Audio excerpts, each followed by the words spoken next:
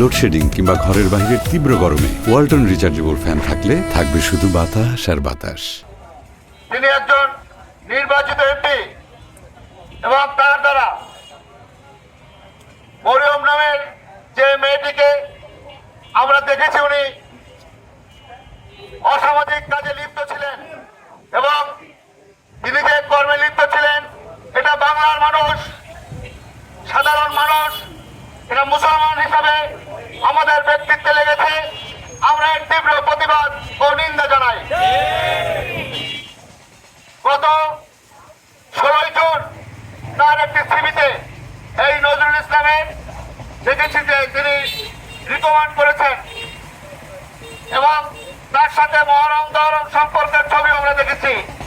জামাত ইসলামের নাম দিয়ে বাংলাদেশের মামুনের যে ইজ্জত নষ্ট করছেন, 71 সালে কি করেছেন তারই প্রকাশ আমরা দেখতে পাচ্ছি। আমি মনে করি এই নজরুল ইসলামের সাথে এই জামাত ইসলামের এই ভণ্ডদেরকেও বিচারের আওতায় আনা হোক এবং তাদেরকে এই বাংলার মাটিতে বিচার করা হোক। 71 সালের মতো এরকম ঘটনা বাংলাদেশে আর দ্বিতীয়বার না হোক, নজরুল ইসলামের মতো ঘটনা আর না হোক। প্রতিটা মানুষের কাছে আমি অনুরোধ রাখবো, আমরা সচেতন নাগরিক, এরকম কোনো ঘটনা, এরকম জঘন্যতম কোনো ঘটনা হলে আর এই প্রোপাগান্ডা আমাদের ভিতরে ছড়াচ্ছেন। আমরা একজন বাংলাদেশের নাগরিক হিসাবে আমরা লজ্জিত।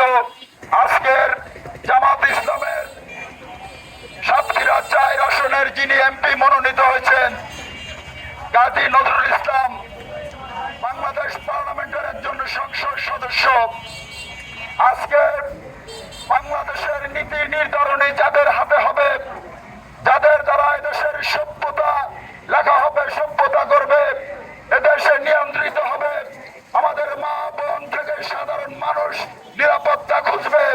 আজকে সেই সব লেভেলের যারা রয়েছে, সেই সব স্তরের মানুষের এমন ন্যাক্কারজনক নির্লজ্জ বেহায়াবানা জাতি হিসাবে বাংলাদেশের মানুষের একজন বাংলাদেশী নাগরিক হিসাবে আমরা কোনোভাবে মেনে নিতে পারছি না।